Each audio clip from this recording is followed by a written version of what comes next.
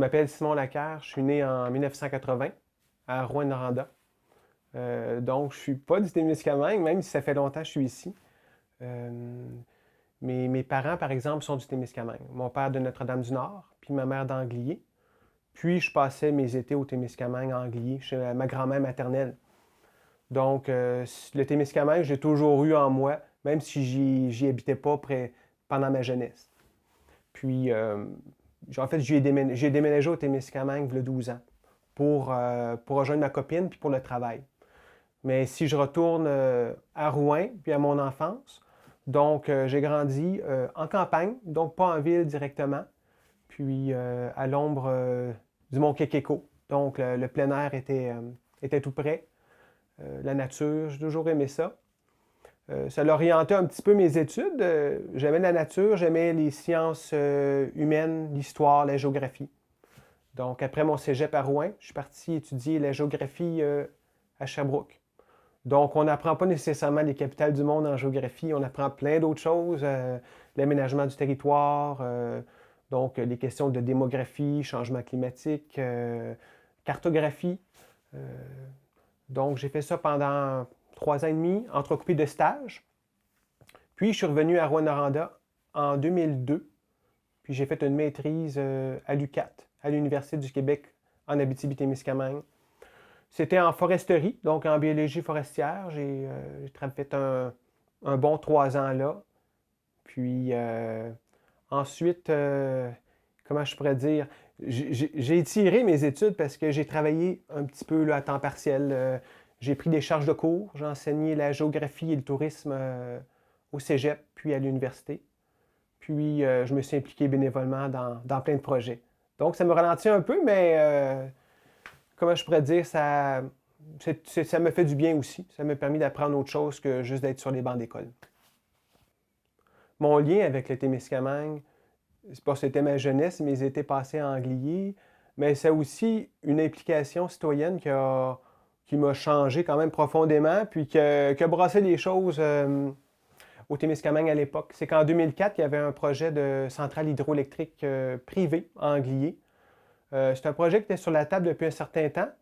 Mais c'est ça, en lisant un peu les documents, puis en voyant les retombées qui étaient quand même minimes, on a formé un comité de citoyens, donc pour s'opposer à ce projet-là. Puis ça a été une grosse expérience parce qu'on était des bénévoles qui s'organisaient, on a créé un organisme, on était dans les médias, on était chercher des appuis un peu partout, euh, on a fait des séances d'information, on a eu des appuis de personnalités connues, Mario Peluso, Richard Desjardins, puis Léopold Lauzon, l'économiste gauchiste. Donc, ça a été une superbe expérience parce que je suis allé en commission parlementaire sur l'énergie, l'avenir énergétique du Québec. Donc, je peux dire que c'est là que le Témiscamingue, peut-être, j'ai commencé de plus en plus à m'y implanter. Puis les gens ont commencé à me connaître un peu plus. C'était un rôle militant que j'avais. Donc, mais c'est sûr que je suis quelqu'un de militant, mais pas tant non plus. Je suis quelqu'un qui est aussi très diplomate. Donc, après cette expérience-là, le Témiscamingue, j'y retournais de plus en plus, en fait. Puis, jusqu'à ce que je rencontre ma copine, qui est originaire du Témiscamingue, puis que j'y déménage, en fait, il y a 12 ans. Quand j'ai déménagé au Témiscamingue, je quittais un emploi que j'avais occupé pendant 3 ans, que j'aimais beaucoup, qui était directeur du Conseil régional de l'environnement d'Abitibi-Témiscamingue. J'étais basé à Rouen, puis en fait, j'étais beaucoup dans la concertation avec des organismes en environnement, puis sur des sujets chauds, que ce soit les résidus miniers, que ce soit les dossiers agricoles, forestiers. Les mines à ciel ouvert à l'époque, c'était un gros dossier qu'on touchait. Puis donc, j'ai laissé cet emploi-là. Puis je suis parti au Témiscamingue, donc rejoindre ma copine. Puis c'était naturel de déménager au Témiscamingue. J'avais des liens quand même, je connaissais les gens. Donc, tellement que certaines personnes pensent que je viens du Témiscamingue, ben, je me dis tant mieux. Tant mieux si ça l'aide à l'intégration, disons. Puis j'ai travaillé à la Société de développement du Témiscamingue. C'est l'emploi un peu que j'ai occupé pendant les 8 années, les 8 premières années que j'étais au Témiscamingue. Donc, à la Société de développement du Témiscamingue, j'ai travaillé 4 ans comme conseiller en tourisme. Le tourisme, c'est comme la quatrième roue du Témiscamingue. On parle d'agriculture, de forêt, on parle beaucoup de ressources en fait, mais le tourisme est quand même important, même si est encore grandissant, disons. Puis, mon rôle était beaucoup d'accompagner les organismes dans leur demande de subventions, aussi de les réunir autour d'une table, puis de concevoir des stratégies aussi pour faire la promotion du Témiscamingue. Puis, deux gros dossiers aussi que j'ai pilotés. Le tour du lac Témiscamingue, ça c'est quelque chose que je suis très fier parce qu'il y a toujours eu des échanges entre le Québec et l'Ontario, Témiscamingue québécois, ontarien. Puis on l'a amené un petit peu plus loin, je dirais, avec le tourisme. On a créé un comité conjoint, puis on a fait la promotion conjointe pendant 4-5 ans. Ça existe encore, mais disons que c'était peut-être à son pinacle quand j'étais là. C'est quelque chose que je suis fier, puis qu'on devrait continuer, je pense, parce qu'on a beaucoup de points communs avec nos voisins de l'Ontario, beaucoup de francophones qui sont présents. Puis on a le lac Témiscamingue qui est notre trait d'union. Puis le deuxième gros dossier que j'ai touché, c'était le parc national d'Opémican. Avant que la CEPAC mette les pieds ici, le projet de parc existait déjà depuis longtemps, mais disons qu'il fallait qu'il y ait une campagne de sensibilisation, que les gens soient informés. Donc c'est ça que j'ai fait pendant 3-4 ans. C'était quelque chose de très intéressant parce que c'est pas tout le monde qui était pour le parc. Ça brassait quand même dans le sud du Témiscamingue. Mais moi, je pensais puis je pense encore qu'il y a plus de positifs que de négatifs. Donc, c'était une cause, j'étais payé pour faire la promotion de ce projet, mais c'était aussi une cause qui me tenait à cœur. Donc, c'était doublement plus efficace pour moi. Donc, conseiller en tourisme. Après 4 ans conseiller en tourisme, le gouvernement annonce qu'il ferme les CLD, les Centres locaux de développement du Témiscamingue. Parce que la Société de développement du Témiscamingue, il y avait un CLD puis un SADC. Donc, les CLD sont coupés. Il faut que je fasse autre chose. J'ai réussi à m'orienter comme conseiller aux entreprises. C'est quelque chose que j'ai bien aimé.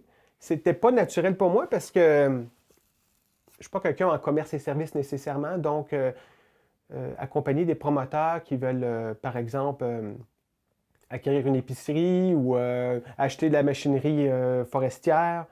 C'est quelque chose que je ne connaissais pas tant, mais c'était quelque chose qui s'apprenait sur le tas, je pense, en rencontrant des promoteurs, en lisant beaucoup, en les aidant à rédiger. Donc, les promoteurs, souvent, n'apprenaient autant, n'apprenaient beaucoup, disons. Donc, ça a été très, très formateur. Une belle école. Puis, j'ai pu aider des gens parce que l'important, ce n'était pas que je connaisse leur entreprise, c'était plus comment les aider à s'organiser pour aller chercher leur financement ou leur subvention pour démarrer ou prendre l'expansion ou acquérir. Le soutien des entreprises, ça m'a amené ensuite dans une direction toute naturelle. C'est que j'avais fait le tour du jardin à la Société de développement du Témiscamingue. J'avais bien aimé, je voulais essayer autre chose. Puis, mes beaux-parents ont un commerce au Témiscamingue qui est le magasin Hein à Belle-Terre, qui est un magasin général. Épicerie, quincaillerie, station-service. Puis, avec l'expérience que j'ai acquise comme conseiller aux entreprises, finalement, je suis parti voir en entreprise qu'est-ce que c'était aussi de gérer une entreprise. Donc, pendant 2 ans, j'ai été gérant du magasin à Belle-Terre en pleine COVID. Donc, c'était une expérience particulière, je vous dirais. Les ruptures de stock, la clientèle qui est peut-être un peu à la hausse quand même. Les gens sont plus confinés, donc magasinaient plus en région. Puis, donc, c'est ça. J'ai mis en pratique certaines théories que j'avais apprises.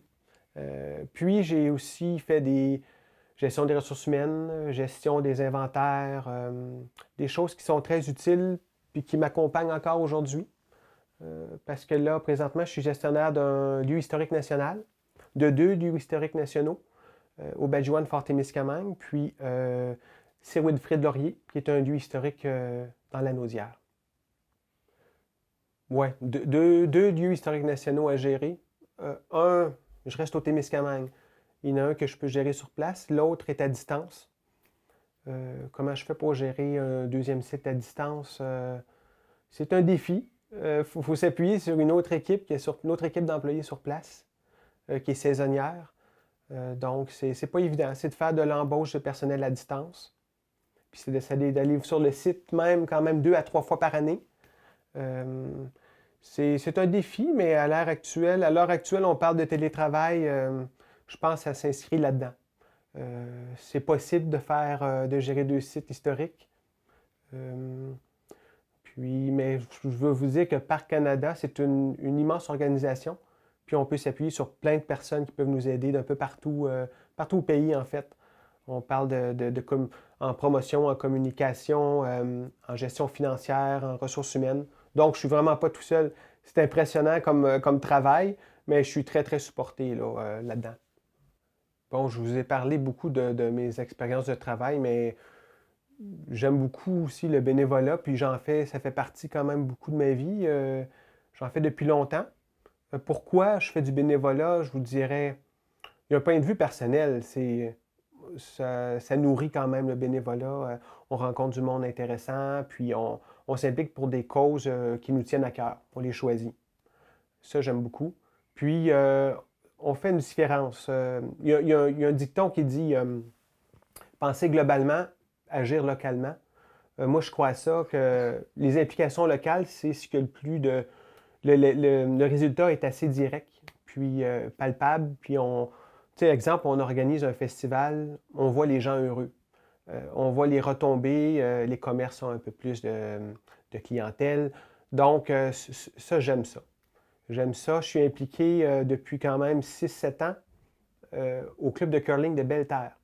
C'est un centre de loisirs, mais il était fermé pendant plusieurs années. Puis, ça a été mon beau-père qui tenait ça à bout de bras avec d'autres bénévoles. Puis, on a décidé en fait, de le réouvrir après une fermeture prolongée. Ça, c'était un gros défi. Puis on voit la différence parce qu'on parle de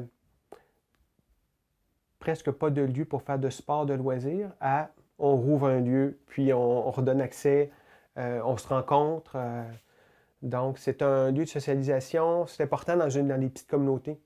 Là, je parlais du club de curling, ça, c'est à Belle-Terre. Mais je m'implique aussi pour un camping à Anglier. En fait, des fois, c'est des petites infrastructures, mais qui font la différence dans une communauté. Si on veut accueillir des gens, il faut avoir de l'hébergement. Donc, Anglier, il n'y a pas tant d'hôtels, il y a un peu de pourvoirie. Donc, le camping est très, très important dans cette communauté-là. Donc, ça fait la différence. J'aime ça quand on peut faire la différence. Le développement communautaire, puis le bénévolat, c'est une de mes passions. Puis j'en ai d'autres aussi. Je suis un gars de plein air. J'aime ça faire à l'occasion un peu de kayak, du vélo, de la marche en forêt. C'est sûr qu'avec une petite famille, on oriente un petit peu nos passions, mais ma famille, c'est une passion aussi d'élever les enfants. J'ai un petit garçon de 6 ans, une fille de 3 ans. Donc ça l'occupe beaucoup, puis on ne s'ennuie pas. Puis, à part le plein air, je vous dirais que je suis un cinéphile. J'adore le cinéma. C'était une avenue que j'avais pensé quand j'étais au cégep de m'en aller étudier en cinéma. Mais comme je voulais revenir en région, je me suis dit, bon, ça va rester une passion. Donc, j'étais petit, j'écrivais sur les films que je regardais, les critiques. Puis, je lisais des critiques aussi de d'autres. J'apprenais les noms des acteurs, des cinéastes par cœur. C'est une passion que j'ai encore. Puis, sinon, j'aime l'histoire. L'histoire locale est intéressante. La grande histoire, puis l'histoire locale. J'aime ça connaître les racines de ma famille. Pourquoi ils sont venus? Pourquoi ils sont venus au Témiscamingue? Quand je pense du côté de ma mère, ça venait de la Naudière, ça. Ils sont arrivés dans les années 30, en Anglier. Tandis que mon père, ça venait dans le coin de Québec, Sainte-Anne-de-la-Pérade. Ils sont arrivés à la fin des années 1898 à Notre-Dame-du-Nord. Donc, ça permet de faire un pont là, avec pourquoi je suis ici, puis d'où venaient mes ancêtres. J'aime ça. Je lis là-dessus, puis je m'informe. J'aime ça parler aussi aux personnes âgées qui peuvent m'amener ailleurs, qui peuvent me donner de nouvelles informations. Je vais revenir à ma passion du cinéma parce que c'est une grosse passion, puis j'aime en jaser. Quand j'ai l'occasion que quelqu'un me parle d'un film, on va échanger. Ben, qu'est-ce que j'aime? C'est un peu de tout. J'aime connaître comment le cinéaste s'est pris pour faire tel effet visuel. Puis aussi, pour comment raconter l'histoire. Pourquoi raconter l'histoire à rebours, par exemple. Donc, j'aime aussi comprendre le scénario. J'aime les acteurs aussi, les actrices, les jeux. En fait, j'aime tout. J'aime tout. Puis j'écoute de tout. Je suis un bon public. Je vais écouter des films de répertoire, des films sous-titrés en noir et blanc, que ça parle croate ou peu importe. Puis je vais écouter aussi des films plus musclés, des films de gars ou des films de romance. J'aime de tout. J'aime de tout. Puis ça m'amène ailleurs, en fait. Ça me permet de m'évader un petit peu. Puis aussi, ça me permet de me connecter parce que j'aime aussi les documentaires qui sont plus terre à terre. Puis j'aime la fiction. Un cinéphile.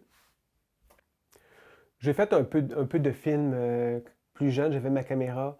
J'ai fait un peu de montage. Ça m'intéresse quand même. Mais ça reste une passion, disons que j'ai d'autres passions qui prennent le dessus. C'est un hobby. C'est un passe-temps. À part le travail, mes fins de semaine, ça ressemble à quoi? C'est sûr, la famille, ça l'occupe toujours beaucoup. Euh, les enfants, c'est sûr, ça l'accapare beaucoup de temps, mais c'est le fun. C'est le fun. Puis à travers ça, on essaie de faire le ménage, de ramasser, de tourner la pelouse, etc. Puis après ça, la fin de semaine est quasiment déjà finie.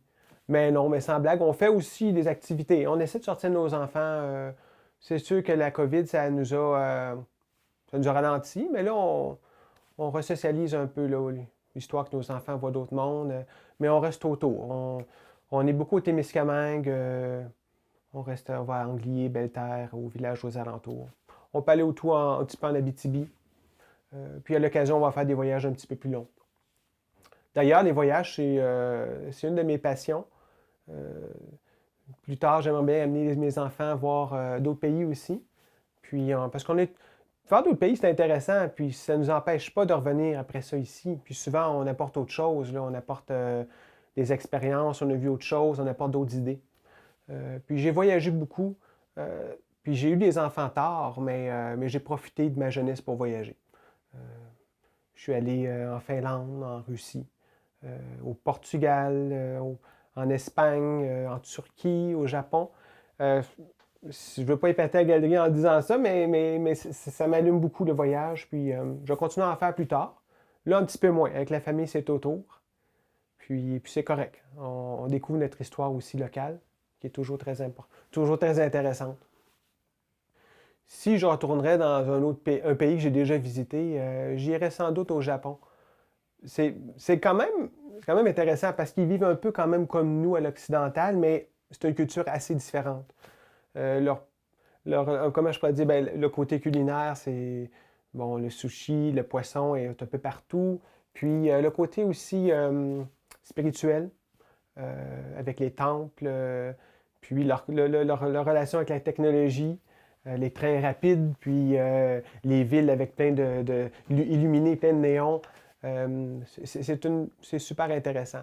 C'est assez loin, assez dispendieux, mais j'y retournais. Je retournerais, puis c'est des gens très sympathiques, des gens assez introvertis. Faut pas quand même les piler trop ses pieds, quand même, il y a tellement de monde, mais très beau pays. Russie, c'est un très grand pays. Je peux pas dire que j'ai vu grand de la Russie, c'est immense. C'est comme dire que je suis venu au Canada, puis je suis allé à Montréal. Mais t'as pas vu le Canada, là. Tu as vu une partie. Donc moi, je suis allé à Saint-Pétersbourg. C'est dans le nord-ouest. C'est une ville qui a été construite sur des marais. Donc, c'est une Venise. Venise du Nord, qu'on l'appelle, avec des châteaux de tsars, avec le fameux musée de l'Ermitage. C'est très, très beau. La Finlande, c'est autre chose. C'est beaucoup forestier. Ça ressemble beaucoup à l'Abitibi, en fait. C'est plus des résineux, des épinettes de Norvège, puis des pins sylvestres. C'est un pays forestier, mais pas mal plus vieux qu'ici, donc avec une histoire. Ils ont vécu la Deuxième Guerre mondiale. Puis c'est un pays riche aussi, quand même, assez développé. Ça ressemble beaucoup au Québec. Donc, j'ai bien aimé. Très différent en même temps que le Québec. C'est drôle à dire, mais ça ressemble beaucoup au niveau paysage, mais côté culture, c'est très différent. Parlant de visite, j'invite les gens du Témiscamingue à apporter leur visite à Aubaine-Joanne, Fort-Témiscamingue. Certaines personnes l'ont déjà vu, mais revenez-y encore, on apprend toujours un peu plus. On a des guides exceptionnels sur place, des employés qui peuvent vous faire voyager dans le temps. Euh, Jusqu'à 6000 ans en arrière, on parle de présence autochtone, puis ensuite c'est la traite des fourrures. C'est une histoire vraiment intéressante avec le fabuleux lac Témiscamingue qu'on a juste derrière nous. Donc, j'invite les gens à venir nous voir. C'était Simon Lacaire pour le segment Profil témiscamien à TV Témis.